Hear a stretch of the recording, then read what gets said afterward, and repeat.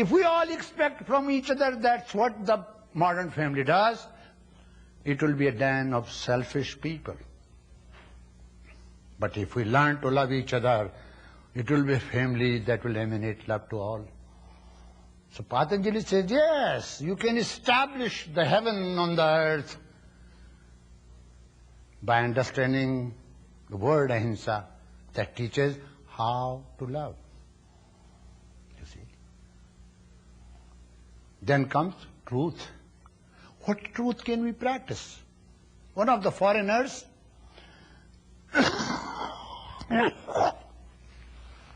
interviewed Gandhi. You see, a great man of his time. India calls him father of nation. So I asked my master, I said, why people call him father of nation? Actually, great Swamis live in the caves, praying all the time. They should be called father of the nations. He smiled. He took me to a railway station where Gandhi was supposed to come. So we were hiding ourselves behind the tree. You see. He said, I'll show you something. Let him get down. The way he walks and the way I walk, this resembles, but not the way you walk. I said, what's the wrong with my walk? I walk straight. He said, nobody will walk the way he walks, and nobody walks the way I walk. Beautiful similes. He said, do you see that horse? It's called tonga in India, buggy in this country, chariot. The horse was pulling the buggy, chariot. This man will pull. He's not walking, he's pulling as though he's pulling his body. You can easily see when he walks, you will see his body different from him. That is the difference between your walk and his walk. Don't you notice the way I walk? I said, yes, I notice it. I was 15 years of age when he taught me this. I said, how can I teach it? How can I learn? You cannot learn. When you cultivate those virtues of total selflessness, when you know that my body is different from me, my mind is different, I am not identifying myself with my mind, body and breath, then you will find yourself, body is different from you. And then you are carrying your body, exactly like as I am carrying my gown. It's different from me. Here the word truth does not mean knowing philosophical truth, knowing the truth. As the Vedantins, as the scriptures say, ultimate truth, we are not talking about this. Patanjali never said, you know that truth. No. Patanjali talking about the truth with mind, action and speech. You practice truth or ahimsa with mind, action and speech. So the foreigner, someone from London, came and said, what is your definition of God? Asked Gandhi. Gandhi said, God for me is truth. He said, what is that truth? He said, truth should be practiced with mind, action, and speech. And suppose someone commits blunder in following that truth, it's by the quest of truth he will be on right path. So remember, when you start practicing, you stumble many times. I have seen in my life, having a great force behind me, my master, several other sages, grace of God, yet I stumbled many times. But I had a fire within. No matter how many times I stumble, I will again get up and run. You see, I did not give up. The difference is you give up soon. Close your eyes and don't see in any meditation, my method is not good. My mantra is not good. You go on collecting mantra. You don't do meditation, but by that time you have a long, long list of collection. And you see that you have wasted so much money. And you didn't do any meditation.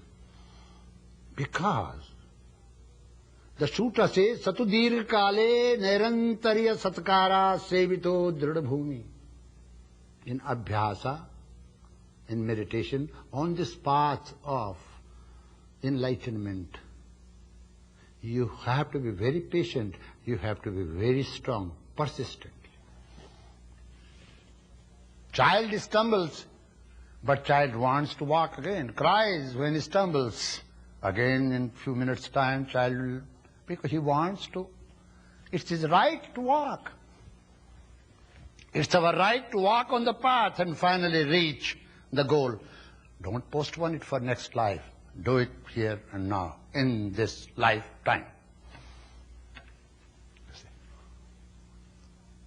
So when you are practicing truth after practicing ahimsa, you can never practice truth. You can never practice, you see, you can never identify yourself with your real nature unless you become seer as taken. Tadadrastu swarupe avasthanam. Once you have complete control over the breathes and you know how to direct the energy of the breathes, then you become drashta, you become seer. So is the case here. You cannot practice truth. You can spell the word truth. You can spell the word God. Exactly like this. The word God will not let you know what God is.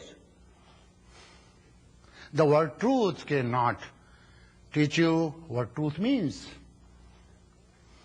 You see. Therefore, you have to know that. This. To know truths, you have to learn to speak. Here the truth means relating with the facts. Patanjali is not talking about abstract truth. Patanjali is talking about the world to be selfless, to practice selflessness and then love people. Then Patanjali is talking about the truth which can be used and practiced in daily life, relating with the facts. Suppose I say, listen, children, my students, this is a bed. Bed is made out of, cot is made out of wood, this is made out of wood. I rest and sometime nap, so I call it bed. And I use all the argument to prove that it is bed. And you have no words, you see, to challenge me. But you know that this is not bed. When we do not relate with the facts of the world in a very simple, direct and spontaneous manner, then we create sort of problem in our mind. That is called lie. We know that we are lying, yet we lie. We are not hurting others by doing that. No, we are hurting ourselves. Constantly we lie. We lie because we are afraid. And you know what fear means? Fear invites danger, so do not be afraid. No accident in the world is uninvited. Excuse me, what I am telling you. Any woman who is afraid of her husband coming home on time and everybody thinks he might meet accident, she will telephone the police station, she will telephone this place and she will telephone that place because she is afraid. One day she will definitely find her husband in the hospital because she is inviting that trouble for him and he is also inviting that if he buys that. Human mind, human thought power is immense.